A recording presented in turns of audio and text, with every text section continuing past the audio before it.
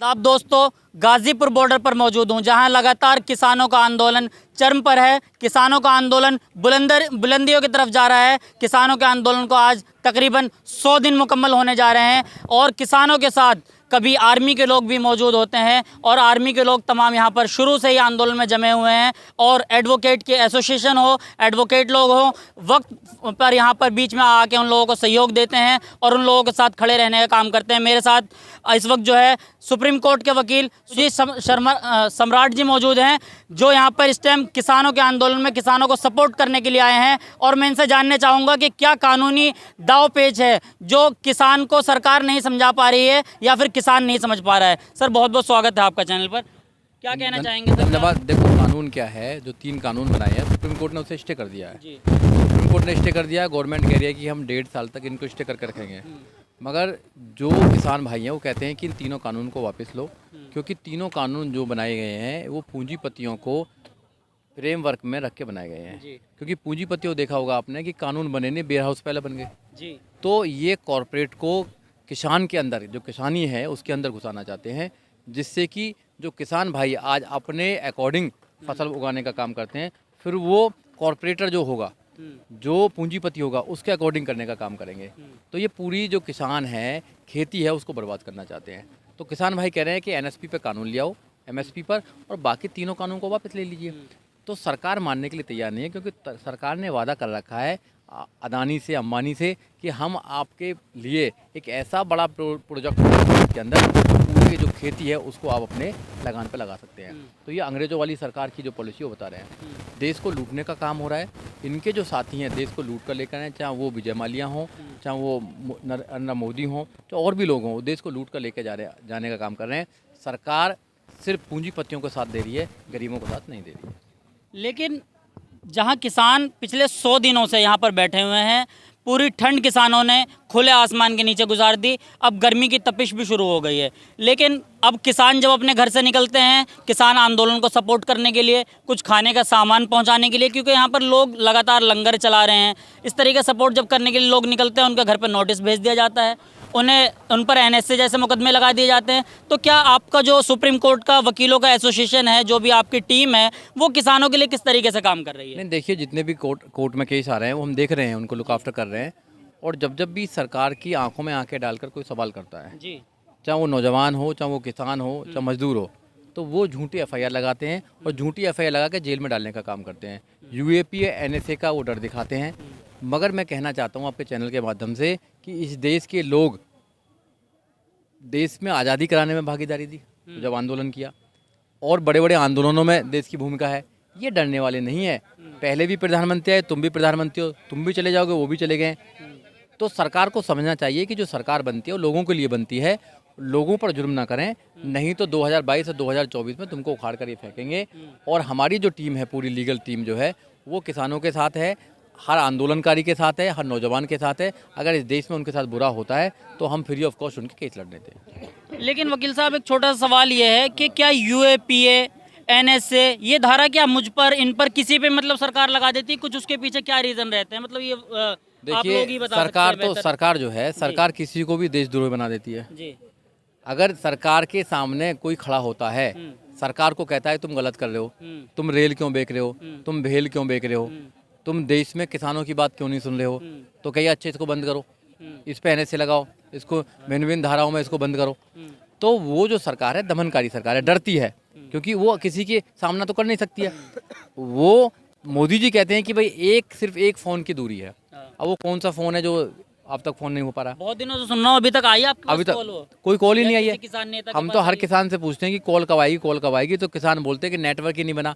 क्या पता रिलायंस ने अभी तक उनको डाटा नहीं दिया, या उनको परमिशन नहीं दी कि हमारे फ़ोन से फ़ोन कर लीजिए। प्रधानमंत्री जी अपना नंबर जो सार्वजनिक कर दें, लोग कॉल कर पाए। प्रधानमंत्री तो जाने वाले हैं, प्रधानमंत्री को पता लग गया। जब भी देश से कोई जाने वाला होता है उसको पता लग जाता है कि आने वाले समय में लोग तुमको नहीं पूछने वाले हैं। तो इसलिए प्रधानमंत्री जो अपना स्टेडियम बना रहे हैं, अपना नाम रख रहे हैं, तो प्रधानमंत्री जी को पता लग गया कि इस देश का बर्बाद कर दिया, 7 साल में इस देश को बर्बाद कर दिया और 70 साल पीछे कर दिया।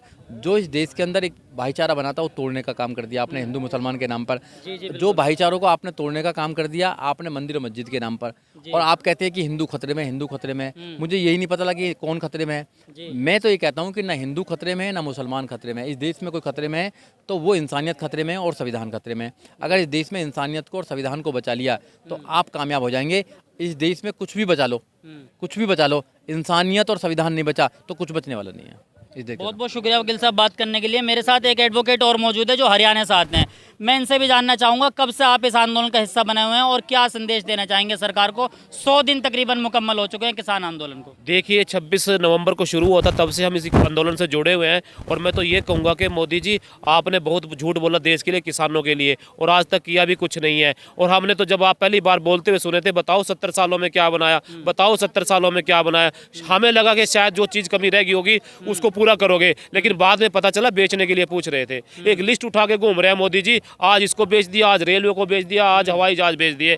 और 2014 की बात है, सबसे पहले तो उन्होंने जब काम करने का था, इस देश में विकास करने की बात थी, हवाई जहाज उठा लिया और बच्चों की तरह जिद करने लगा कि पूरी दुनिया देख के आऊंगा। सारी दुनिया घूम के आए और वास्को डी गामा बन गया ये। तब इसने जाके पूरी दुनिया के चक्कर लगाए और आज बेचने के लिए घूम रहा है। अब तो डर लगता है जब भी मोदी जी पूछते हैं कि बताओ और क्या बनाया 70 सालों में, जनता बोलते हैं इसको मत बता दियो, ये उसको भी बेच देगा।